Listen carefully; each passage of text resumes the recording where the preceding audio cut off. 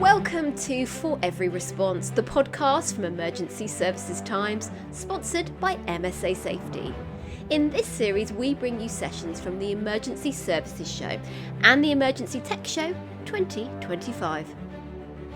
Looking back at the riots in summer 2024, we spend this episode with Superintendent Laura Douglas and Sergeant Andy Hunt, where they brought their own riot gear onto the Protecting the Protectors stage. In a compelling session hosted by the College of Policing, Laura and Andy debunk the myths of public order policing and provide insights into what it's like to be truly in the thick of it. I'm delighted to introduce you to Laura and to Andy, who are currently seconded to the College of Policing, and they're both experts in the public order policing space. So they are the riot people, and I don't like me using that term, but I'm going to use it because I'm not a police officer. And they are standing here. Laura's standing because she sits down. She said she might not get back up again because this is what they have to wear when they're dealing with riots. And the mannequin over there, supplied by Yaffe, who you can see on the stands in the show, shows just how completely heavy and scary it is. So I'm delighted they're with us today. I hope you'll really enjoy their session. They're going to be very interactive, so looking forward to that. And we're going to talk for about 30 minutes, something like that. Yeah. And then I'm going to come around with a microphone and do questions. So make sure you store up all your questions and you're ready to ask to that. And they may even let you come and touch the kit if you're lucky. So I will hand over to Laura and to Andy. Welcome. Good morning, everybody. Day one, session one. No pressure, in a suit. I'm very warm. So, yeah, just bear with us. So I'm Laura Douglas. I'm a temporary superintendent with Northumbria Police. I've got 20-something years in the police, but I'll never say how much because I sometimes flex my age depending on who I'm talking to. So, as I've already said, I'm a temporary superintendent. I'm seconded to the College of Policing, and my role at the College of Policing is the standards manager, the policing standards manager for specialist operations. Within specialist operations, we have POPs. So we'll probably talk a lot today about POPs, Andy, and it's POPs policing, public order, public safety. And part of my role is the POPs department within the college. So I'm a police officer, so we'll go back to that for a second. I still work within Northumbria Police. I'm a public order, public safety commander. And you'll talk about the rank structures, but you have a gold, silver, bronze commanders, and I'm a bronze and a silver, and I still work as that. On Saturday, I worked at St James's Park in Newcastle for Newcastle United v Wolverhampton Wanderers. I kept calling them Rovers, but it Wanderers. We'll not talk about the score. Not a fan of that. Not at all, but I was bronze one. So I worked in the football stadium with my colleagues as public order, public safety officers. So that is me. I'll pass it to my colleague. Thank you, Mum. Good morning, everyone. My name's Andy Hunt. I'm a seconded officer at the college from Norfolk Constabulary, so I might talk a little bit slow this morning, but I hope you get that information down that you need. I am a public order officer. I've been a police officer for 17 years, and I've been at the college for about 6 months now under Laura's kind stewardship. I became a public order officer, or by level 2, as we like to refer to it as, but I'll explain what that means later. I did my public order course back in 2011, and ever since I've done that, I've been deployed on large-scale public order events within Norfolk and across the country, including the wedding of Harry and Meghan at Windsor, and a number of large-scale events across the country since then. I'm also a public order, public safety advisor, formerly referred to as a tactical advisor. So where Mum referenced your gold, silver and bronze command structure for a public order event, my job is to advise each of those commanders at that level on tactics and legislation and things like human rights, and essentially be what we call a critical friend. Is that fair to say? I don't think I really go far when I'm commanding an incident without my tactical advisor, my popser. Absolutely. Because he, she, or that individual knows the legislation inside out. I like to think I know the legislation inside out, but it's just nice to have that discussion, isn't it, Andy? And Thank you. actually, I had a job at Northumbria about a month ago now, where I was assigned as the commander, and actually I got tactical advice from Andy via Teams. Yes, you did. And Live time. we thought the same, didn't we? Absolutely. Yes. We smashed it. Yeah, thank you. Yeah, so I'm a public order, public safety advisor, and I perform that role nationally and also within Norfolk as well. And like I said, my job is to sit on the shoulder of a gold, silver, or a bronze commander who's running a public order event and give them advice and support. I'm considered a subject matter expert in my area, and I also perform that role within the College of the Policing as well, as a public order subject matter expert. Cool. I just want to I did public order, public safety from the day I joined Northumbria. You got 2 bags. One bag was your kit with your uniform on that I wore in the front room and showed me Nana. And the other one was your public order, public safety kit. And you got trained from day one at training school. And I never forget, obviously I'm giving my age away a bit here, but we went to our respective stations, and within 2 weeks, some of my colleagues were sent to some riots further down the country. I didn't go. I don't know if that was good. I don't know if that was bad, but I didn't go. But yeah. So when we talk about a POPs officer, public order, public safety, those individuals will go to large scale events. They'll go to disorder. But it's not all about disorder. If you think of the title, public order, public safety, if you've got a lot of people in an area, you'll be deployed to that. So 2 weeks ago, Great North Run. It's a run within Newcastle through to Gateshead. Well, the biggest half marathon, I think, in the UK. That will have public order, public safety officers. So it's about keeping people safe. I've worked on royal visits. I've worked on the Prime Minister coming to my area as well. He come to my hometown, where my mum and dad live. So I was like, I think I just volunteered myself for that job because that's the job for me. So those individuals often do this role on top of the day job. So some forces do have units where that's their full-time role. But especially in my force, I don't know what it's like in Norfolk, I'll ask you in a moment, but the individuals will be either officers on shift, response shift, officers in CID, another specialism, neighbourhood officers, and they are public order, public safety officers on top of their day job. So they'll do that alongside their day job, days off, extract from shifts if they can, etc., etc. So that's where they come from.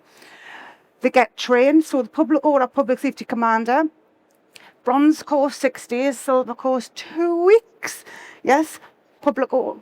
Your course is 2 weeks, so you get trained. That's not the end of it. Every year you've got to go to continuous professional development where you have to do a 1-day CPD, which we write at the college. And it's my job, we're working on this year, is to make sure it's current. Is it current, cognizant of what's happening right now in the UK?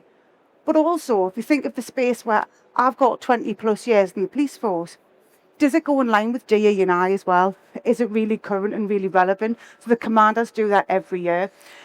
The officers, they've got to do the training, so it's live training. So once a year for a couple of days, you'll go training. That's me training. That's Andy. Think I'll probably look a bit more in action there, Andy. Not. Whoa. But yeah. So you go to the training. Train for reality. You go to areas within the police service areas where you will have pepper bombs thrown at you, you'll have bricks, you'll have etc, etc. But you also need to think about justification, legislation, not what you're doing, especially for me as the commander. Why am I doing it? What law says I can do this? How can I justify what I'm doing? So I'll hand over to you. Thank you, Mum. Yeah, so I'm a serving police officer as well within Norfolk. I'm lucky enough to be seconded to the college where this is my day job, effectively. I get to do public order as my day job, which is generally unheard of across the country. Only within large organisations such as the college or even the Met Police, they'll be doing things on a day-to-day basis. So I'm lucky enough to do this as my day job. I'm also a current accredited POPSer, so on Saturday I'm policing the Norwich-Wrexham game as a public orders, public safety advisor to the bronze commander within the ground. So just to sort of clarify, Laura can sort of go into more detail at commander level and I can sort of give you the ground level PC view. I also perform my role as a sort of public order officer as well. So generally I'll be sat eating vol au vents, wearing chinos, policing a nice comfortable event from a command centre, or I'll be sat in the back of the van wearing this stuff, hoping my phone's got enough charge to watch a bit of Netflix. Jokes. So on screen here is some images from our refresher training which we take part in. So to become a public order officer, you'd have to do, well, in Norfolk, it's a 5-day course. Northumberland, any different? I think So it's a 5-day course initially, and that takes you right the way through all the kit, all the equipment, all the tactics, up to this point where you'd be exposed to petrol, effectively. So once a year, we refresh those tactics, and in some forces, it's different to others. But generally, the base minimum standard that we set at the college is 2 days of refresher training once you've done your 1 week. So you do your 1 week, keeps you in ticket for a year, and then you have to come back for a minimum of 2 days. In Norfolk, we would do 2 days in the springtime, 2 days in the autumn time. The first 2 days, we'd cover our standard raft of tactics that you would know as a public order officer. And our second days are more bespoke tactics that aren't necessarily mandated, but we practice a large-scale scenario, which is generally based on the current theme of public order within the country at the moment. So as I said, as part of that, we have to be exposed to all the tactics, and that includes petrol. So that's me there in training, being petrol bombed within a controlled environment. There'll be lots and lots of people running around in the background with about 50,000 fire extinguishers and lots of petrol bombs set up. And we literally just have to walk through fire, because we tell our officers in training, because as a public order trainer, which is another one of my roles, we tell our officers to trust the kit. Trust the kit and trust the equipment. And the first time you do it, you genuinely are. I was absolutely petrified. I'm not going to lie. You look at it and think, you style it out, I'll be okay, that'll be cool. But when you're standing there about to walk through fire for the first time in your life, it is quite terrifying. But the kit and equipment genuinely is fantastic. It absolutely does give you the protection that you need. The protectors. Stop it now. Look at you coming out with all the phrases. Yeah, indeed. So it does protect the protectors. I'll go into more detail around the kit and equipment, because I'm sure you've probably got some questions about it. But it's fantastic kit. We trust it. It works really well, and it genuinely does keep you safe, as safe as you need to be. It's also when you can get a video sent home to your 12-year-old son of his mum running through fire. I was cool for about a minute, and then he realised what was for dinner, and I wasn't cool anymore.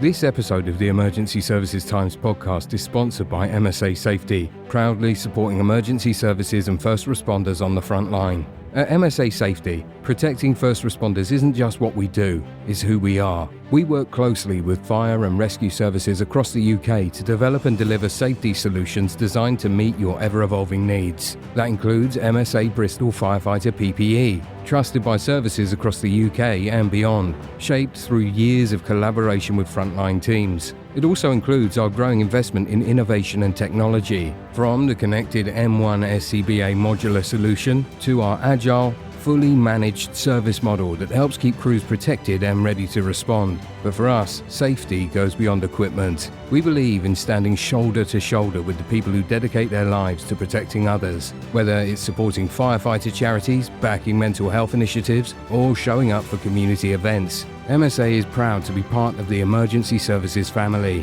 To learn more about our work in the UK and how we're supporting first responders every step of the way, visit www.msasafety.com. With MSA Safety, when you go in, we go in with you.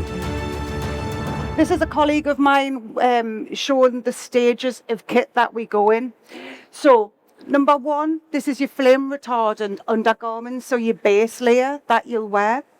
On top of that, you pop on your protective, obviously, pads. So straight away you've got protection from flames, and you've got protection like hard protection for anything that might hit you as well. So that's what you wear, and that's under your kit.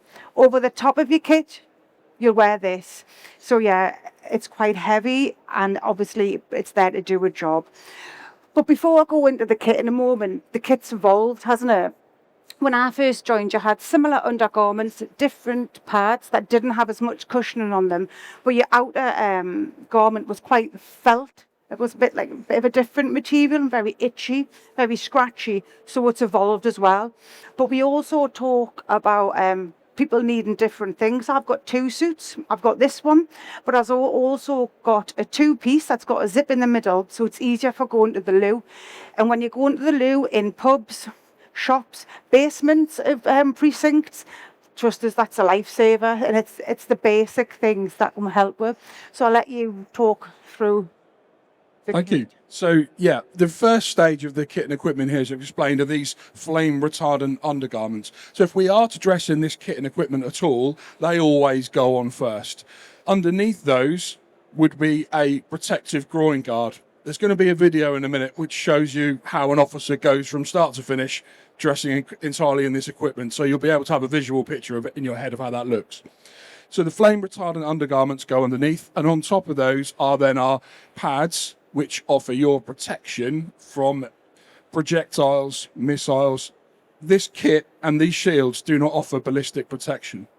So if we're ever faced with a firearms threat, we will get the hell out of there pretty quickly, and then it'll become a firearms operation. Public order equipment and kit will protect you from missiles, projectiles, bricks, and that kind of thing. So what it doesn't offer is a great deal of rear protection. So a lot of our tactics are always forward-facing. We can deal with an attack or a threat from the rear, which we have a specific tactic for, but this kit and equipment doesn't offer the greatest protection from the rear. But there is kit, I understand, in development, and forces are always looking at innovative ways of updating and changing that. But generally, the national standard is what you're looking at here on this mannequin. Final stage of dress there is something which we call Code 1 dress, which is where you are fully kitted and equipped to deal with a petrol threat, flames, missiles, projectiles, and you would, if you are dressed in this way, with a helmet on, you'll have one of these in your hand. And this is referred to as an intermediate shield, as you can see here. Do you want to take that, boss? Put that at the carry. Remember how to do that, Yeah. won't you? Yeah, of course you can. Lovely. So that's the shield at the carry, and then at the present, if you just want to offer that up for me. She can remember. Hey, lovely. Angled away, bottom out, top in. Lovely. So they are also coated with a flame retardant substance as well. So if they were to catch fire and we tap those on the floor, those flames will just roll off. They'll just bead up and roll away. PCs within a public order unit. So our unit is made up of 6 PCs, 1 sergeant, times 3. So it's 18, 3 sergeants, 1 inspector. So you have 1 inspector in charge of 18 officers. Those PCs will all be kitted and equipped with one of these, unless we're doing a bespoke tactic. We generally will be kitted with intermediate shields. Sergeants and inspectors will have one of these. Benefits and advantages of one of those are you're a lot more mobile and you can access your kit and equipment on your belt. So you can access your baton, you can access your cuffs if you need to. If you've got this in your hand, it's a 2-handed piece of kit. It's very difficult to access your kit and equipment within it. And you'd function as part of a collective unit using that piece of equipment. So, Code 1 dress, shields. Okay. Code 2 dress, exactly the same as the picture here, but you'd have a baseball cap on. So your helmet clips on your belt, baseball cap. Baseball caps are roll coloured. So what I've got on here is just a standard PC's baseball cap. This one here. They're not in all forces. Not in all forces, but I'm just talking about Norfolk. Popser, blue, nice royal blue colour. Mum will have a nice silver coloured one, a nice bronze coloured one if she was in Norfolk, or a nice red coloured one as a unit commander. That's how we can identify each other when we're at a large scale event. When it's busy and there's a lot going on, you can see where everybody is, identifying them by the colour of the hat. So Code 2 dress, you'd have a baseball cap on, that's clipped on your belt, and you'd have all your pads and all your flame retardant stuff on. The only change is swap the headgear over, grab a shield. Code 3 dress is as I'm dressed now, as a normal standard officer. Code 3 dress, helmets, custodian helmet, baseball cap, hat, bowler hat, whichever your choice of hat is, fluorescent jacket, standard equipment. Now, quick question for you. What do you think the challenges are if you're deployed on the ground at a large-scale event in Code 3 dress, in standard uniform, and things change? What do you think the problem could be there? Getting changed quickly. The public order officer's nightmare. I've started work dressed like Andy, and I've sometimes finished work dressed like that. But that's just how we roll, because our job is obviously to go out there and look after. Massive part of our training is getting dressed quickly. So particularly when we expose officers to their first week of their novice course, we will put them into shock and awe. It will be bang, bang, bang, go get kitted up now. The threat level's gone through the roof. You need to be kitted up. And the expectation is generally we'd want a whole unit kitted in 7 minutes. And if they're not kitted in 7 minutes. But also, when you are kitted up, you've got to trust your colleague. So if Andy and I work together, I'd kit up and then would check each other off. So I would check to make sure all the buttons were up, his hat was properly, because you've got to look after each other, haven't you, before you go out. So that's something that we do. I'll just tell you a quick story, is that okay? So when I joined the police, I got me boots. They're quite different to these boots. So the boots you wear for public order, public safety are different to the ones you wear every day. And my dad thought they looked a bit grubby. So what he did was he polished them. So thanks, Dad. He just made me boots flame retardant. So I had to sit there for another hour scrubbing the polish off. And I think I actually reminded him of that this morning when I told him I was coming here. So 20 odd years on, I'm going to tell him what you did. I looked smart, but obviously if I'd went anywhere, I'd train, my shoes would have just went on fire. So thanks for that, Dad. Sorry, I just thought I wanted to share that. Thanks. So that reminds me, the boots as well are flame retardant, have metal soles, and the laces are even flame retardant as well. So you can't just pop onto Amazon and sort your own laces out, because they'll just burn up and you'll lose your boots. We all know how important those are. But you've got to look after your kit as well. So it's stored in the large bags that we have over there that I carried from the car this morning. You keep them in the stores at the police station. So if you need it, if something comes in, bang, bang, you can go, you get your kit from the store and you can pop it in the van and off you go. And also every so often I just check to make sure everything's there. Of course it's going to be, but it's about the confidence, isn't it? I trust my kit because my trainers have shouted at us for so many years to trust my kit.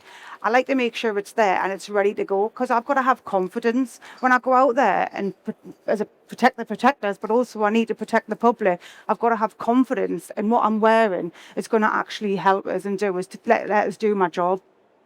Thanks, Mom. So there's always been a bit of an argument around, do you chuck your public order kit bag in the back of your car when you're going around doing your day-to-day job? In case something was to happen, you can deploy quickly. That's fine. In some forces do that if there's intelligence which dictates you might need to. But actually, because public order is a collective tactic, it's not much good you being on your own with your kit, because you need to meet up with the rest of your unit and deploy together in a vehicle. So you may as well store your kit centrally at the police station and then all descend on a RVP on a rendezvous point.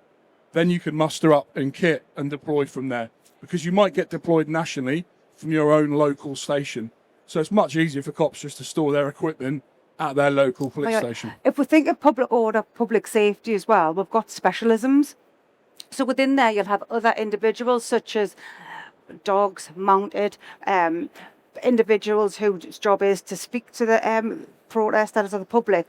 But I absolutely love working with the mounted section, those majestic animals, and the way I actually had them on Saturday and I seen a member of the public talking to the horse, which is fine because they actually can increase engagement and the public talking to the police as well as the officers, but they're also good in other situations as well. So just a reminder, on public order, public safety, we'll have specialisms in there as well. Well reminded, thank you, Mum. So yeah, you become a level 2 public order officer, you do your week-long course, and then there are options to do other specialisms within that field. So for example, I'm a POPSer, you can be an EGT, otherwise known as an evidence gatherer.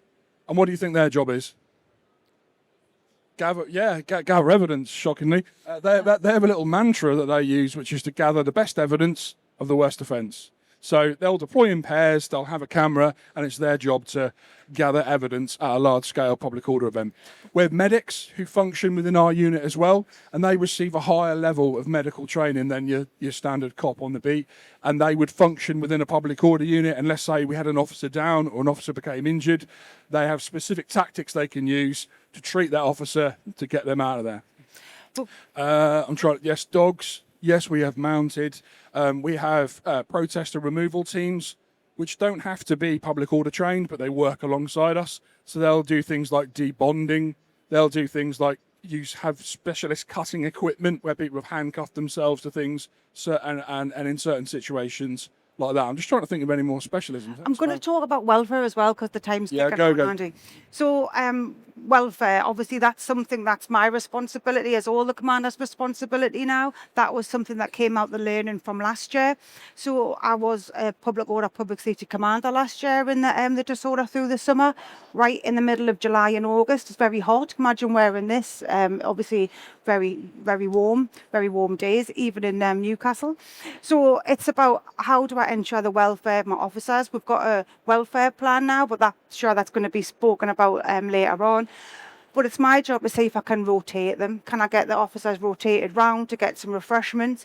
On your belt, you have a bottle there, which is clipped to your belt, filled with water, and that comes up here so you can drink it if possible. But I've been in situations where that's got empty. So how have we worked to get water down to the ground and really on the forefront of your mind, because it's back again to protect the protectors. If we can look after the individuals that are protecting the public to do their job better, that's what it's all about. Sorry, I just wanted to talk about No problem at all. Very high on the agenda. We have a massive raft of what we call tactical options available to a commander. And that can be things like officers with shields. It can be community policing. It can be officers using batons. And one of those tactical options is welfare, to make sure that the provision is catered for our officers on the street. There's a lot of learning from last year's event from that, which we're working towards in the college to try and develop. We're always trying to develop to learn new things. Before we finish gabbling, I'll put this video on and then we can do the Q&A. 2 minutes, yeah. Obviously, within the college, we've already said we write the curriculum for public order, public safety. We write the refreshers. We look at lessons learned, any debriefing that comes to us. Our job is to always go through. We're looking at how we can improve, how we can make the role of the officer more equipped to do their job out there as the environment changes. So who would like to ask questions of Laura? Could you tell me your name and where you're from, please? Mark Turner, Basics, trustee of Basics Northwest. Andy, you mentioned that different forces have different coloured baseball caps. Now, being a very simple person, would it not be a good idea to standardise the colours throughout the whole of all the forces? No, I'll just take on board what you said. Yeah, I mean, there's 43 UK police forces, and to get everybody standardised would be obviously be good, but we're still working towards that one. Hi, I'm Andrew from the College of Policing. I was thinking about forces and how does the training change from force to force? Is there a different procedure depending on the area or the tactics that are needed? Within the police forces within the UK, it's a standardised training. It's the curriculum that's written by ourselves, and my team actually go out and quality assure the training as well. So if you could work essentially anywhere in the country, the training would be the same. So the curriculum is massive. We write the curriculum, it's huge, but there's a mandated part of the curriculum that every force in the country has to train their officers in, and that should be delivered over 2 days. It's your decision as a force and your individual public order representative to train more of those tactics if you want to. We decide to do that in Norfolk, some other forces don't. But if we were deployed nationally, we could function with a public order unit from Leicestershire, we could function with a public order unit from Cornwall, from the Met. We'd all know and understand the same basic tactics. My name's Mark Rowe from Professional Security. Thank you ever so much for a very informative talk, and you've explained it wonderfully visually. I've got a question about football matches, and if there's disorder in public, chances are that there's stewards or shopping centre private security or just security officers may be tasked with being there in the first place, or once it gets disorderly, are they sort of literally in line with you, or should they just get out of the way, or something in between? I would say that is part and parcel of a briefing. I worked the match on Saturday. Yes, the stewards at St James's Park. We talk to them. We know each other's plan, and we can work in synergy together at the football. Like I know that's just me speaking for Newcastle, so the stewards would know what to do because we'd already talked it through.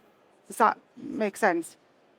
Yes, granted. I'm just thinking if there's something more unplanned disorder, would you want the security officers to sort of be to one side, or? It's very difficult to answer that without knowing the operational context of it, isn't it? Yeah, so in the context of a football match, we think actually they're really a great help to us, because a lot of the time we've got, hundreds, if not thousands, of additional sets of eyes for us that can spot things or report things to us. Now, if there's specific tactics that we need to perform within a stadium, yes, we would then step forward and deal with those tactics. But our general role, within the context of football certainly, is to support a stewarding operation and support any football club that's delivering a match that's performed safely, and we'd be there to support them. So they would effectively take the lead with the security operation, and we would support them with our policing operation underneath it. If we needed to take over, if it got serious enough, yes, that can happen. Hasn't happened for a long time. That's what a lot of my job is to do, to make sure the commander is performing those tactics safely and the event is run safely. Hence the title, Public Order, Public Safety. Hi, I'm Jack Rowan from Hainsworth Protectives. We actually manufacture the fabric that goes into the outer shell on your coveralls. So, yeah. So it's wonderful, first of all, to hear that positive feedback on the kit. That's really reassuring. And I just had a couple of questions on I guess, relating to that kit. So, firstly, is that uniform that you have there, is that bespoke to you, or is it pooled? Does that work differently? It's mine. So that's you're the only person that wears that. And secondly, just in terms of like aftercare, so in the day-to-day course of things, I didn't mention that yet. Aftercare, you look after it. It's like my sports kit. I looked after it. I mean, this could essentially save your life, couldn't it? Mm-hmm. In the tag, it has a number, so you can tick off how many times you've washed it. Mm-hmm. So obviously that it's still safe, it's still current, and also you get the certain care label, and so you look after it. But then I think that's what you mean, isn't it? Yes, yeah. And how's that managed as well? Are you doing that at home? Do you have specialist cleaners? And interestingly, I had a question about this week. Obviously, the size of some forces differ to others. So some smaller forces might have one designated person whose job it is to wash everybody's kit after training. Yeah. Is that possible in the Met? I don't think so. So I look after my own, though. Knowing what I'm like as an individual, I'd want to look after my own. Yeah. Okay. Perfect. That's personal. And then just selfishly afterwards, it'd be good to catch up with you afterwards. It'd be great to maybe come speak to you guys at the college as well. Awesome. Yeah, top man. Thank you. With regard to the kit you're wearing, if you're in a live situation and you've been firebombed and so on, can you use that kit again, or is it replaced? It depends on how the kit is. You would check it. To be fair, that doesn't happen that often, but I would check it and make sure it was okay. And if it wasn't, I would order a new one. So it's my job to check off my own kit. When we run a first course, you get a lovely aroma of that nice, crisp, brand new uniform being petrol bombed, and that smell in the air makes me think of those lovely officers going off into the wilderness to start their public order journey. So yeah, you can use it again, but it depends on is it damaged? If there's any rip or hole at all in the uniform, it's got to be replaced. So as long as it's intact and the chemical treatment on top of it is good, you're all good. Yeah, Kevin Truss, West Sussex Fire Service background. Two questions really. When you have an officer injured in a public order incident, like at the weekend, you had facial injuries, is there an investigation that looks at the PPE provided and see whether that is appropriate, and feedback loop, if you like, to improve that? We've got national meetings. That's their role to look at training tactics and uniform. That would come in as a debrief, and it would be looked at. Things like that I use the term closing the loop, but that would always be looked at, yes. And the second point is with regard to the cleaning of your uniform. Obviously, from a fire service perspective at the moment, there's a lot of focus on carbonation and the long-term risk of carbon and cancer, if you like, with regard to PPE. And I just wonder, from a policing point of view, is there work going on in that area, looking at cleaning of kit, refreshing of kit, and once it has been exposed to smoke and flammable materials, looking at the risk to officers? Things like that, that's probably really what I've just said. Everything, if it comes into, it's not necessarily the College of Policing, there's other things in policing as well. We would look at every perspective of what's been reported to also report into the centre, and then look at how we could improve. But I wouldn't be able to give you any specifics on that one. Yeah, more general. Thank you. Thank you. Good morning. Morning. Jonathan Barr from Police Scotland. You talked about officer welfare. How on earth do you keep cool when you're wearing that amount of kit during the summer? And is there a tactic for that? Is there technology that's looked at to try and keep officers cool? Because that must be unbearable at times. It is really warm, and that's why we talk about the hydration kit. I would talk about welfare, rotation of officers as well. I've already said the kit has evolved since when I joined. It's a completely different kit now, and there's always work ongoing to see if we can improve the kit. How you keep cool is $1 million question, because if I could have had that this morning walking from my car with that kit, I would have liked it. It's difficult. You do get hot, but you've got to try and look at the welfare aspect as well. So don't know if I've answered it as thoroughly as you would like, but we'll try our best. The boss talked about rotating officers out. If you're deployed on the ground with shield tactics, generally in your mind you're thinking, I'm here till this is done. Because the only way you're going to get swapped out is if we have enough officers to come and do it. So we might have a contingency of officers on the standby who may be able to come in and take your place. So then you can get this off, number one, that's how you cope with it. And number two, just masses and masses of water as much as we possibly can. And that has to be, with spontaneous incidents, that's quite hard to do. We always have a decent stock at most police stations, just so you can keep hydrated and keep as cool as you can. But it is an ongoing battle. My name's Luke. I'm from Street Pastors. Just wondering how we can work alongside you guys when, obviously, in the evenings when situations kick off and you guys have to come in. How can we work alongside you guys to support you as well?